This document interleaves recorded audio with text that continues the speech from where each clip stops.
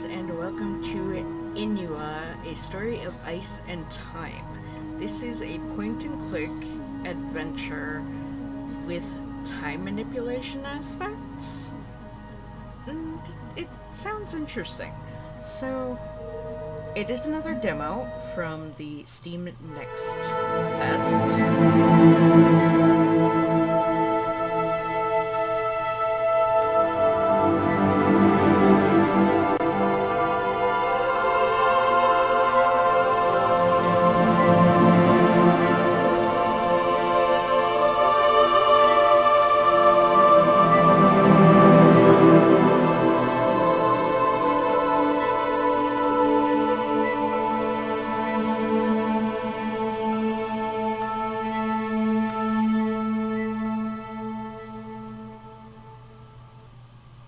Well,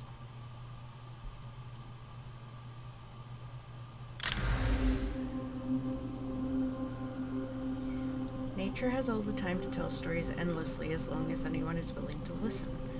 This life has explained to me through the story of Nanurluk, the giant bear.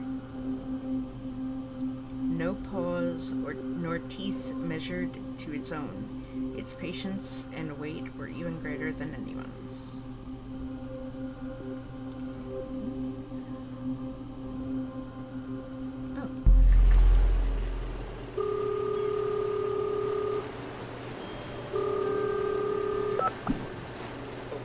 Wrong button. Okay, guys. Give me one moment. You guys won't see a difference, but I will definitely hear a difference. You'll probably hear a difference as well, just because I have to be able to hear myself think.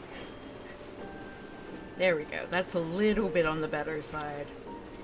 I didn't wake you, did I?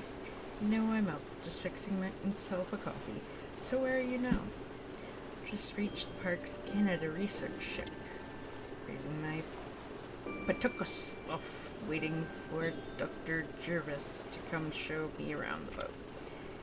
It's negative 15 here, more like negative 20 with the wind chill, and I didn't send you there to report the weather. Tina. Did you get a chance to read over the documents I sent? Yes, sir. They're all in my backpack in case I need a quick refresher. But as of 4 a.m. this morning, I am fully fledged expert on the Franklin expedition. Ready to turn it all into a great story, so long as I don't pass out in the middle of the interview. Thought I told you to get a good night's rest. That was the plan until my connecting flight was delayed for 8 hours. But at least it gave me plenty of time to get my mind off that weird dream. Can you please just focus for a couple of days? I don't want to regret giving you this opportunity. Sounds like someone needs to finish his coffee. Well, can't stand around all day chit-chatting. Some of us have work to do. So, He's right though, it's a great opportunity. Might as well get to work. Hello, I have an appointment with Mr. Jervis. Gervais, Allen? Great start. You can't hear me over all the fuss.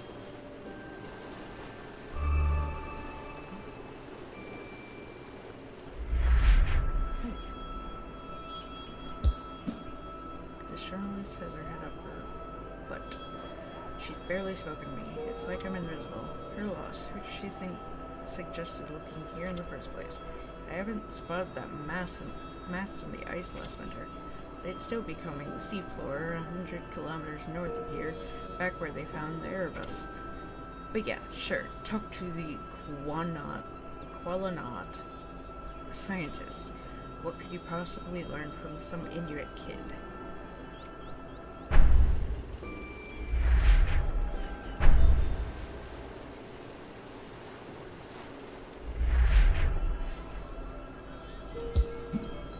Maybe I should take one last look at my notes. Might help to get the facts straight for the story. April 22nd, 7:30 appointment with Alan Jervis. Parks Canada research ship, mission HMS Terror Bay. Montreal, Cambridge Bay. 2 stops, 43 hours to get here.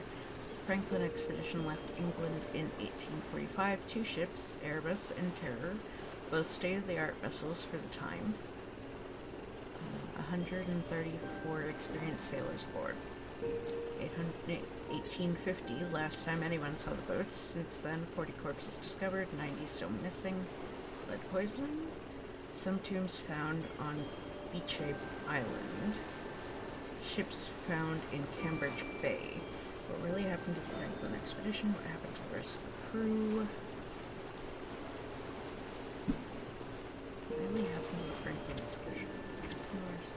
That's what I'm here to find out.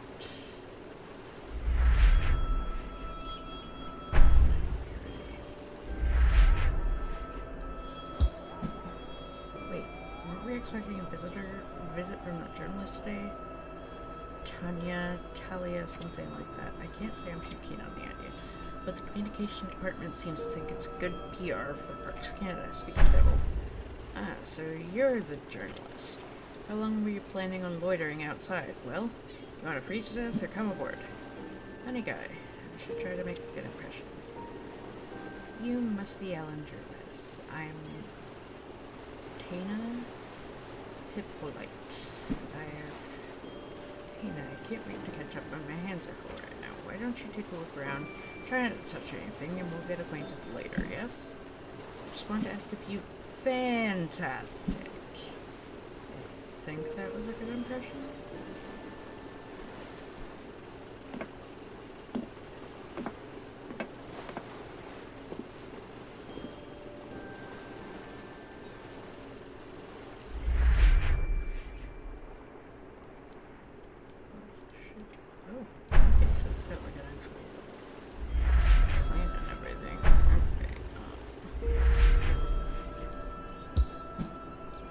Publicity for Parks Canada, they said. That's if she manages to write anything at all. We'll be lucky if she doesn't throw up from seasickness.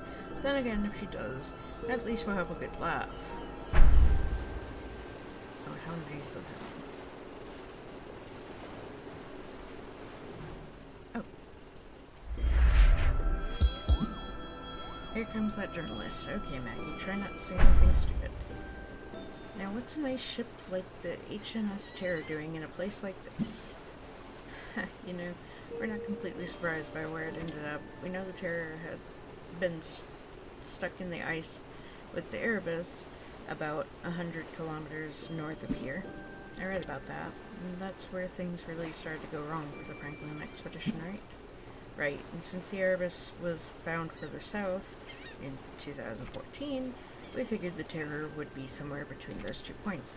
Still, it was a stroke of luck that anyone found it at all, and it's in such good condition. Must be so exciting. Imagine all the things we could learn from this. We won't have to imagine for much longer. Hey, you going to use any of that in your piece? Oh man, the journalist is coming over. If I play my cards right, maybe I can get a mention in this piece of prose. Hey, Tina from the Discoverer. Mind if I ask a few questions? I'm sorry if I'm saying the name wrong. I do not have a clue. I understand you've made some interesting discoveries. Interesting would be an understatement. This stuff is groundbreaking. Where do I even begin? I think what our readers really want to know is whether we're any closer to finding out what happened to the Terror and their crew.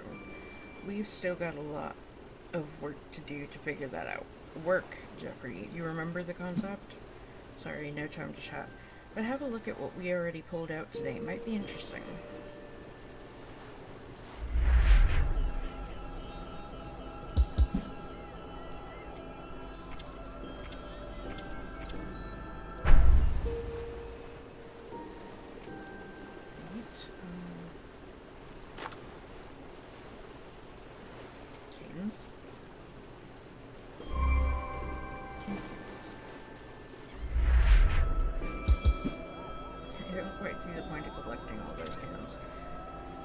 I guess that's why I drive the Zodiac.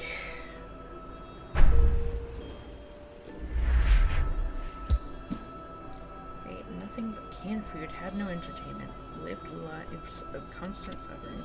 No doubt about it, the seafarers of the 19th century lived like grad students.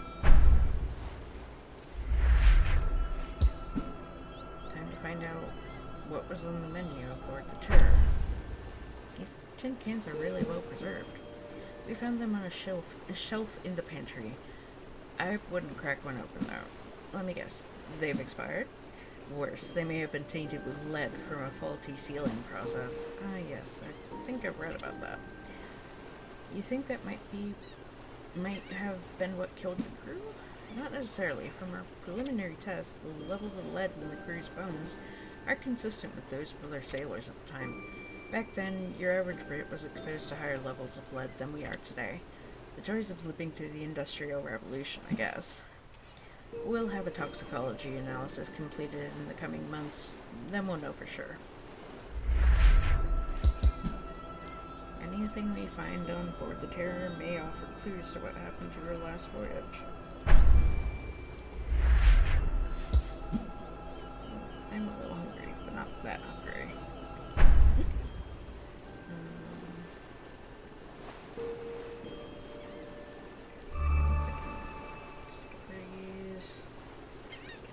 On some other stuff around.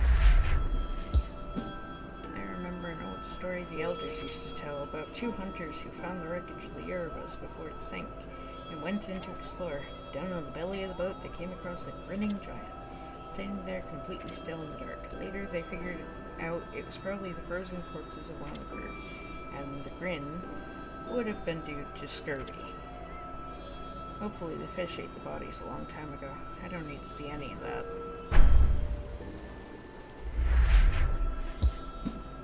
I got a glimpse of the officers' quarters when we were in the submarine. Map cabinets, scientific instruments, not to mention the captain's office, all perfectly preserved. But one thing I really want to get my hands on is the ship's logbook. We could learn so much about those final days aboard the Terror. The divers have looked, but they can't find it anywhere. Maybe someone beat us to it?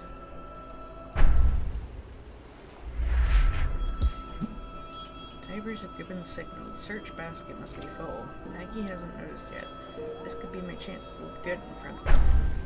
Maggie, what are you waiting for? Activate the winch. Huh? Oh, okay. I'll do it right away. But what? No excuses. Come on, wake up. We've all got a job to do. It's just that the last time I checked, you were on winch duty.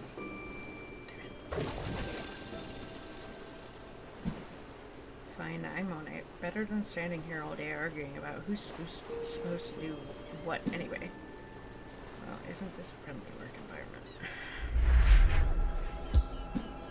Judging by the racket, it sounds like they've hauled stuff up from the wreckage. I hope they find something while I'm on board. That'd really help my story. The more I think about it, the more I'm amazed by what we found. The wreck of the Terror is in near perfect condition. I bet the thing would float if we could bring it up to the surface. If we keep on at this rate, we'll soon understand what really happened to the Franklin expedition. Let's go around this way. Oh, lovely. Remains. Let's go back. You. It's not easy to make the dead talk. Who knows what happened on board that ship? Even after all of these expeditions, I still get creeped out when we find human remains. I could have sworn it was her turn. Made a damn fool of myself. That's not how I'm going to get my post-doctorate. Sorry guys. Halloween's coming early this year. The discovery of the Terror is a landmark moment in the history of Canada. The Franklin expedition is stuck a legend here. We learned about the search for the Northwest Passage in school. A few years ago, then Prime Minister Stephen Harper launched an expedition to locate the wrecks, but he didn't just want to unravel the mystery of what happened to the cruise, he also wanted to ascertain Canadian sovereignty in the area. I want to find the truth behind the myths. Wow, skulls? I got there just in time. Are those the crew? It's been a long time since anyone found human remains from the Franklin expedition. This must be a landmark discovery, Dr. Jarvis. Just 87 more, and you'll have the full set. Indeed, it's quite the breakthrough. But, as is often the case with these discoveries, these remains pose more questions than answers. Why would so many of these men have remained on the ship? They could have risked it or tried to reach the continent on foot. Instead, they just waited here to die. The expedition's not over yet. Maybe you'll find your answer. Maybe, or maybe we'll never know. It was not finished. Ever since Cynthia entered this witchcraft phase, I feel like I'm surrounded by schools, teenagers. God, I sound just like my dad.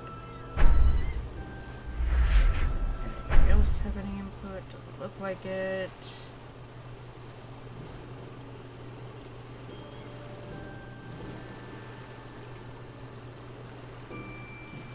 Nothing else I can click. No. Alright.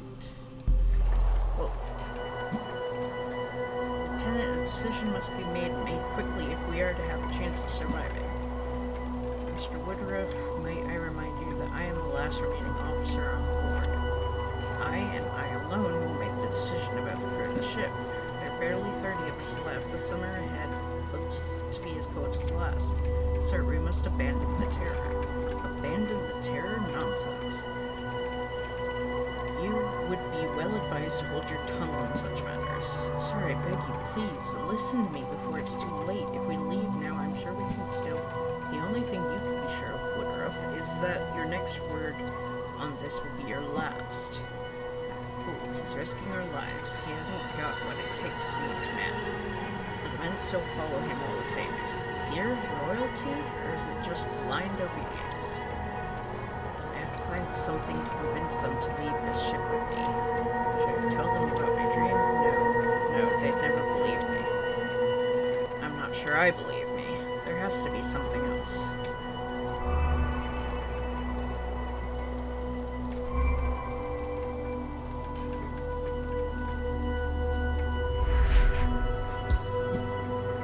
Lieutenant Gore, this is incredible. You managed to maintain the lifeboats, even when you were trapped in the ice. Thank you, Admiral. But I was merely acting according to the principles instilled to me during my training at the Academy. I assume you've already met my daughter. Yet to have the pleasure. Enchanté, mademoiselle. We're the boys that fear no noise, whilst the thundering cannons roar. Boom, boom. Campbell, you worthless layabout. Aye, sir? What's the status of the cannons? In full working order, sir, I think. Ah, yes. Capital. Keep up the good work, lad. We'll make a sailor of you yet.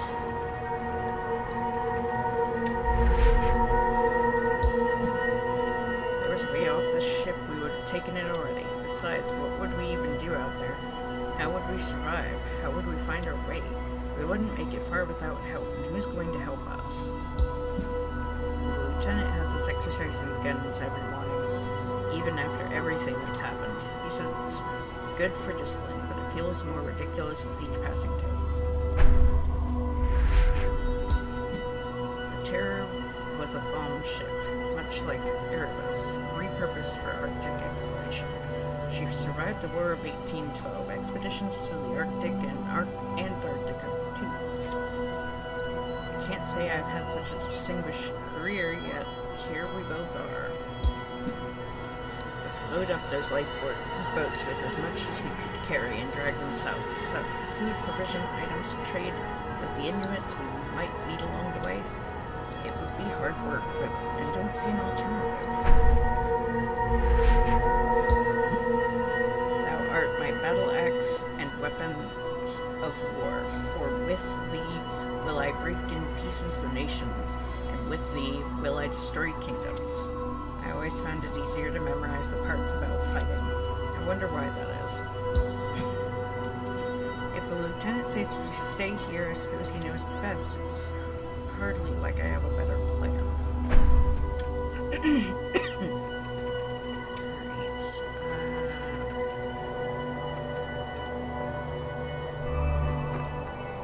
Okay, so let's get these guys' thoughts on death.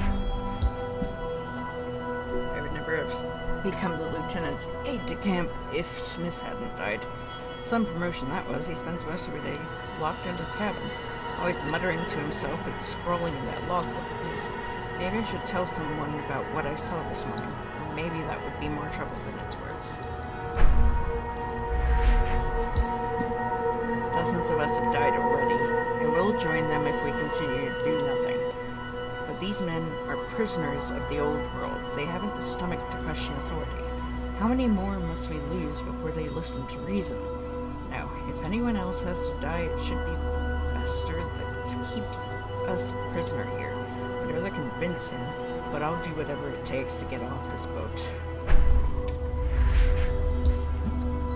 We'll have to bury those poor bastards as best we can, but who's going to bury us? If only I could read. I could find comfort in that Bible the pastor gave me before I left home. Erebus, deep darkness, a mausoleum. She was a mausoleum by the end. Cold disease, starvation. No, not for me. No, no, no.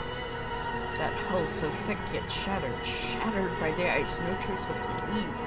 Had to sail away, aboard the Terror. But who will pay? Who will pay the price for abandoning Erebus? Questions will be asked. The Admiralty will want answers. Me? No, surely no. It was to be such a brilliant career. But if I can save the Terror and all who sail in her. Parades in the name of Lieutenant Graham Gore.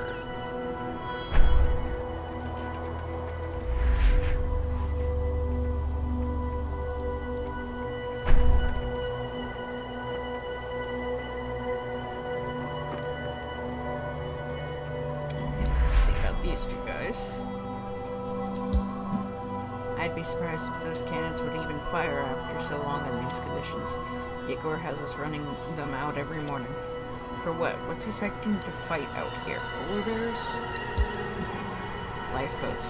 Some good those would do us now. They'd be better used as firewood. I refuse to die here. I long to see Scotland again. I must return home. Ellie, my love. Treasure. Nothing will keep me from seeing you again. I'll do whatever it takes to get home to you.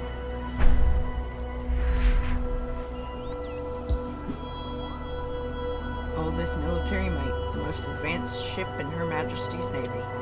But what good are all those guns out here? Months ago, a few of the men left the ship in an effort to reach the cairn where they could leave a message for the Navy. God knows how far they got. We never heard from them again. I wonder where the lieutenant has listed the names of the dead, and whether the lieutenant has listed the names of the dead in his logbook. Certainly spent enough time in his cabin. Here we are, freezing to death, and that bastard has his own private room. He even got a window. Not that there's much of a view right now. In these conditions, the soul is tested as much as the body.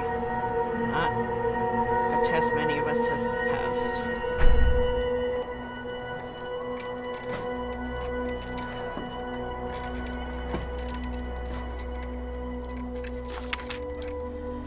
September 10th, 1848. This is Lieutenant Graham Gore, last surviving officer aboard HMS Terror. Though our situation is dire, I have full confidence in the Admiralty. I am certain that as I write this, a recovery operation is underway. As such, it is my duty to ensure that the Terror is ready for inspection when we are rescued. November 17th, 1884. Years at sea. With only these wretched illiterate seamen for company, the conversation is hardly stimulating. Better to spend my time in my quarters finding solace in one of the many volumes from the ship's well-stocked library.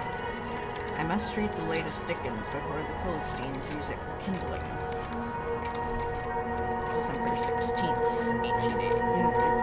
1848. Sorry, guys. Mr. Dickens, I hope this letter finds you well. I myself remain icebound in the Northwest Territories. I require your assistance in persuading famed Arctic explorer Sir James Clark Ross to lead a rescue expedition. Sadly, I have never met Sir James. I am, however, well acquainted with his cousin Albert. Do you know him? February 2nd, 1849. Stripping her for all she's worth. Her boom boom, her ding-a-ling-a-ling. No, a cannery in the mine. Plumb up the depths, poison. meaty oarsman, fatigue sets in, dragging the boy in his magic lantern, wrapping a stone man in the dancing image. 3 hunting or only 1. Where did your 2 brothers go, poor Lord? Oh my gosh. Is he losing his mind?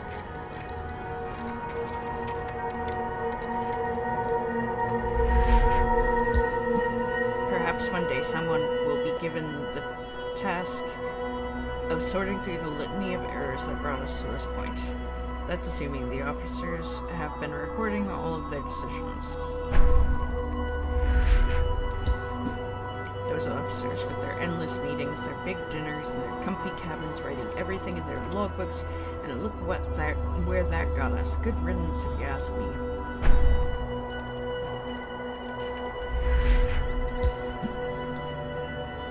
Heathens have been burning the prayer books we were given when we left England, all because the lieutenant won't sacrifice his precious library. And don't forget his beloved logbook. No, he'd never even let us touch that. Or was in his cabin again. What keeps him so occupied in there? These men need leadership, and they're not ready to challenge Gore's authority. I have to find an argument to convince them to leave the terror with me. If it would somehow prove that Gore is the wrong man to lead us, but I don't even know what's going on in that head of his. Maybe young Reuben can help. Gore treats him as his lackey, but I know the lad trusts me. I have to say something. Woodruff will know what to do. Mr. Woodruff, I need to speak with you about something I saw in Lieutenant Gore's cabin. I saw him writing in his logbook again this morning, but he seemed distressed. I was curious, so I took a look. My reading ain't so good, but it was nonsense, sir. The mindless ramblings of a madman, so far as I could tell. I'm worried he's beginning to crack under the pressure. I see. You've done the right thing coming to lad. What if Reuben says... If what Reuben says is true, then the men need to know. Yes, my writings will exonerate me in the eyes of the Admiralty, but these swine they must not see my logbook. Why, they can barely read. And even if they could, they couldn't possibly couldn't understand the burden, what it takes to lead the youngest officer on board. It was to be a brilliant career. There's no way off this boat, unless they go through me. I'd rather they swung for the noose for this. But if I have to, I'll kill to defend this ship. They're turning on me. Me? What do you have to say for yourself, Lieutenant? Say for myself? I do not answer to you, Clark. I do not answer to any of you. Don't you see? I'm trying to help you. But you would rather follow Woodruff into an icy grave. The ship is lost, Lieutenant. No one is coming for us. But it's not too late. Come south with us. There's still a chance, but we must act now. I'm still the commanding officer, Woodruff, and you're still a dirty, illiterate sailor. I say again, nobody will leave the ship. Gore has to be stopped. He's out of his mind. I understand him wanting to prove himself. He's not much older than I am, but even I'm old enough to know I don't want to freeze to death here. We're going to leave the ship. We're going to live to tell the tale. Mr. Woodruff will show us the way, I'm sure of it. I hope to God this doesn't end in bloodshed. Never even fired this pistol before. How am I going to fare in a firefight? Woodruff sounds like he has a plan. At the very least, it beats sitting here waiting to die.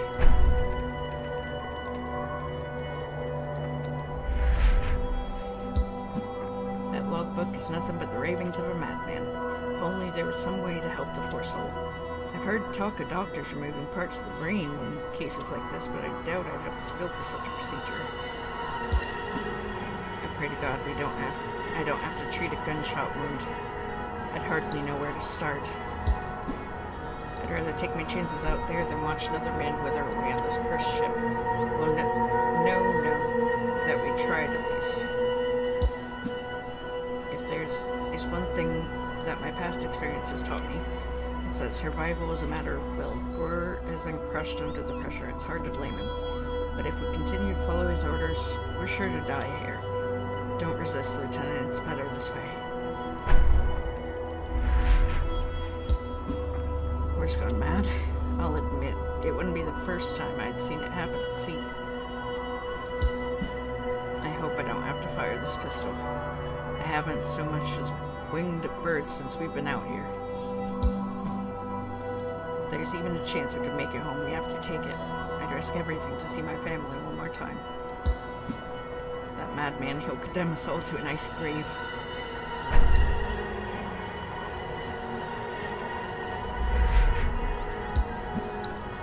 Peek at Gore's feverish scrawlings in this strange script. I may not be able to read, but I know the devil's work when I see it.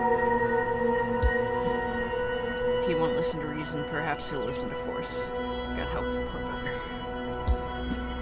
Woodruff's an odd fellow, but he has something about him. Maybe there's a way out of this after all. There's no choice left to make. This man will lead us all to hell.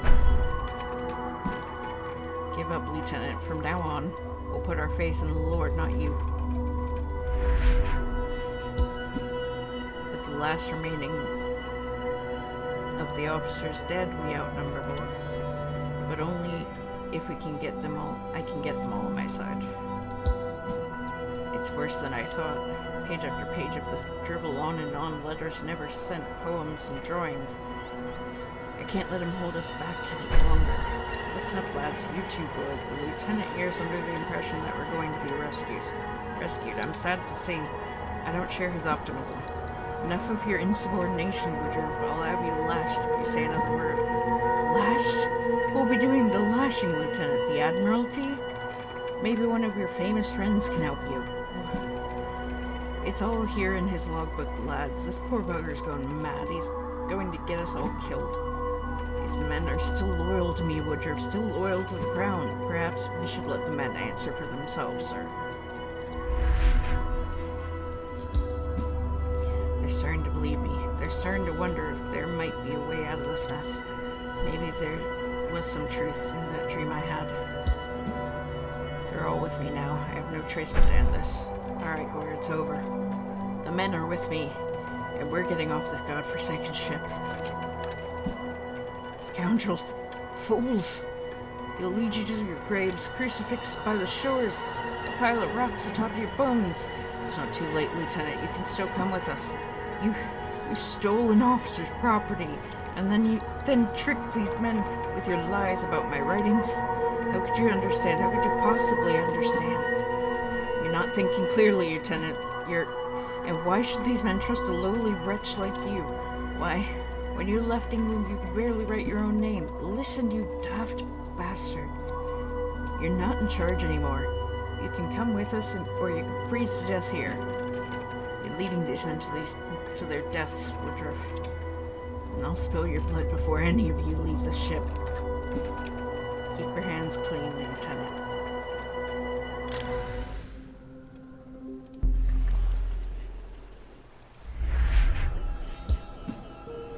Creepy skull. I got here just in time. It's been a long time since anyone recovered human remains. Yeah, pretty big find, right? I guess. Ignore him. He's just trying to seem cool in front of the big shot reporter. No, seriously, what more can we learn from a skull? I'm more interested in tools, personal effects. But it looks like this one died of something other than lead poisoning, frostbite, see? The skull is fractured. Mind if I take a closer look? Who knows? Maybe this guy still has a story to tell. That tooth looks different from the others. Is that a filling? Not exactly cheap back then. That rules out this being a simple sailor. Punctured clean through. Can't imagine this would be anything other than a bullet. Poor guy was executed.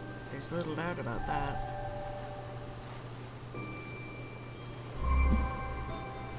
Listen, science people, what kind of sailor had a filling back in 1845? Who told you you could touch that? My guess would be an officer, with a bullet in the forehead. Seems like close range. I'm not an expert in the matter, but the whole thing sounds like mutiny to me. Conditions these men faced: fatigue, starvation, cold. It's no wonder they revolted. When they got on that boat, they were full of hope, but when that hope faded, what was left? Mutiny, eh? not a bad idea. Beats blowing smoke up Alan's butt all day long.